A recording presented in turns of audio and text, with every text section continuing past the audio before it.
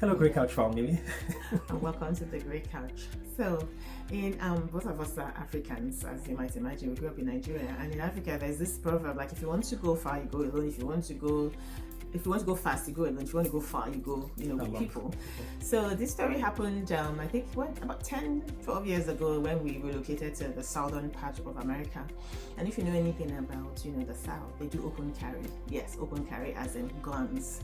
And so we are trying to unpack our load, and we are just, doing our thing. And our neighbor comes up to us with a gun. In fact, now came up with what I said. His name is Mr. Stanley. And so we're like, they had open carry on the side. On the side, like just greeting us. Obviously, you can imagine that this neighbor was a white man. And so we're like, oh, hello, and then he was like, my name is Stanley as well, also. Right? And so we're like, he's like, oh, welcome to the neighborhood, blah blah blah. But we're just looking at him like, and looking at his gun also, like, why are you coming to welcome us with a holstered gun? I guess, trying to tell us that I have a gun if you people are trying anything. Who knows? Like, we cannot tell what is in a person's mind. But we're just like, whatever. But then, put a pin in that. Okay? My name is Stanley, and this is Otito. And you are on the Grey Couch, if you know. And on the Grey Couch, we say that life is not black and white, but many shades of grey, and we get to explore those shades together for better individuals and better marriages. Which is what this story is really about, right? Because every time I tell this story, there are two distinct sides to the story. So what I normally do when I move into a place is, again, I don't know if it's culture, but it's just I kind of cook food and take to the neighbors, if anything, to say, hey, when you're in the neighborhood, gift offering, right? Call it whatever you want to call it. And so I made jollof rice. Now, if you know anything about my jollof rice, it is, it opens doors. It opens doors, not guns. Opens doors. So. Anyway, I made this thing, I gave it to all the neighbors. So he came and he was like, oh my god, this is the best food he has ever eaten. I mean, when this guy was in, he was like all red, because it's like, who are these people giving me food and all that kind of thing. In fact, I didn't even know to eat it. Some people, you give them things, they'll throw it away. But for me, it was a question of, okay, at least, let me do what I normally do. I'm not going to change it because we kind of moved into a new neighborhood. Just our next door, not like all over the place. So fast forward to this, they also had a little girl that we kind of buy things for, come and play with our own son and all that kind of thing. Then about 2 years later, about 3 years later, yes, I would say, we had a pipe burst in the house. It was winter time, so the pipes froze and burst, and it was leaking water into the house. And Mr. Stanley had a daughter who, was living with him at the time. And she said she started to see water enter into their own house because it's water that is just gushing out. And she was wondering, like, where is this water coming from? And she realized, oh, we have a water leak. And this is what this girl did. She broke into our house, as it were, right? That's literally what she did. She kind of broke open the kitchen window. She didn't damage anything, but she kind of was able to open it up, climbed in through this window, and shut off the tap. Then she called us and said, hey, shut off the water mains. And she was like, oh, look at what happened to your house. All of us obviously rushed back. And if you know anything about those kinds of things, it involves the city. Like, they would have to come, shut off the water, make sure there's no mold. Fire departments will, take in. They will now, the whole carpet was ripped out. Like, you can't live in the house. They will just have to, do remediation, call all these people that take care of, water leaks so that mold doesn't grow in the house. So we had to now find a hotel to live in for about a week, right? While they kind of fixed the place up. And I just kept thinking to myself, yes, it impacted their house, which is kind of why they did that. But I just kept thinking, wow, okay, if we hadn't made all those efforts to kind of just be neighborly, right? I mean, she would have probably just called us and said, hey, your house is, leaking. Right? And then the time would have taken us to come back from where our workplaces were, which was about an hour, would have had significant damage, significant, the kind that insurance would not even answer you. But this girl was able to go in and do this work.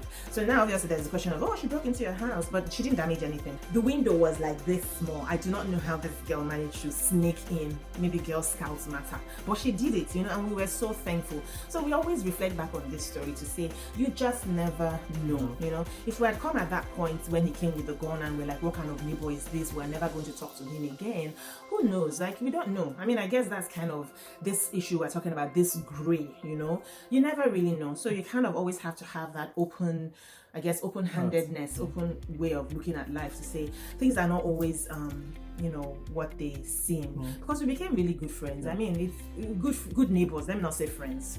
I would go far and say good friends. I'll go far and say good friends. Because when we were about to leave, and he actually had tears in his eyes when we told him that we were, moving away, because they had gotten close to us, especially his granddaughter who was, also living in the house. So, So that's the story for today, and we're really just thinking about community. This just got us thinking about community, and remember her saying at the beginning, saying that if you want to go fast, you go alone, but if you want to go far, you go along and with people.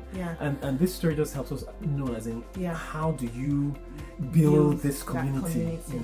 Because it appears that the older we get, it's like almost like the harder it is to kind of make genuine connections, right? So we were talking about the fact that maybe we keep talking about the 4 C's. Maybe we need to really emphasize this fifth C, right? Because as Africans, it's almost like it's part of our fabric. But again, the culture changes when we relocate, move into diaspora and all that. And even in the Africa now, like when we sometimes travel back, it's really hard to see people, right? Especially with this phones and the craziness of transportation. You see people saying, I've not seen anybody in like all of this long time. If they'll call me, like it's by phone, we talk and all that. And I think about just how much things have changed because of technology, right? So the technology brings about a little kind of change there.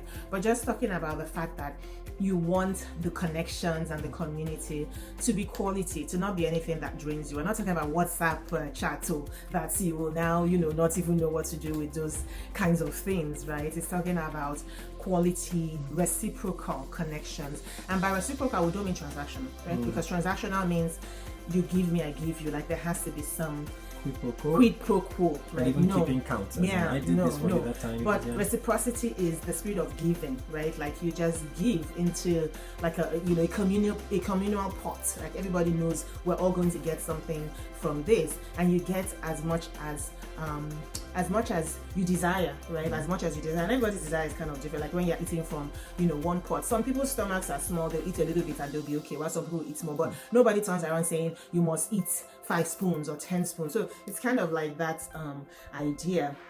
And so how does it translate? So we've talked about this before, and that is the perspective that we also are always kind of, open, right, to embracing this community. That's part of the reason why we do this work, because we consider that the people who are kind of listening, reading our newsletters and all that are part of our community, right? So this is the sharing part of it, and they also reflect back to us when they come back with comments and statements and saying, your episode kind of did something, took this action as a result of XYZ. So it's that, the spirit of South Africans would say Ubuntu, right? Like we're all in this together. And just as a final note, I think one of the biggest obstacles to forming community, especially as an immigrant, has been either I've been hurt in the past before, or I was expecting a pat on my back and I got a knife in my back. I just leave it at that. And so it kind of discourages your days too. When you come with this generous spirit, and there are a lot of greedy people out there, and not to say they are not greedy people, but I guess that's where boundaries come in. Try offer. And if this person is constantly taking advantage of you, you can just back up and say, right, I'm not doing this anymore, or you maintain that boundary. And so it doesn't poison your heart for the next person. There are people out there. I think everybody's looking for community, but are afraid to launch out, but it helps. Well, that's what we have for you. It was a very quick one, just to introduce concept of the... Especially as we're kind of going into the fall season, Thanksgiving, communal tables and all of that, So don't forget to like, share, and subscribe, and we'll see you guys next week. We're dressed up, as you can see. We're going somewhere. So bye for now.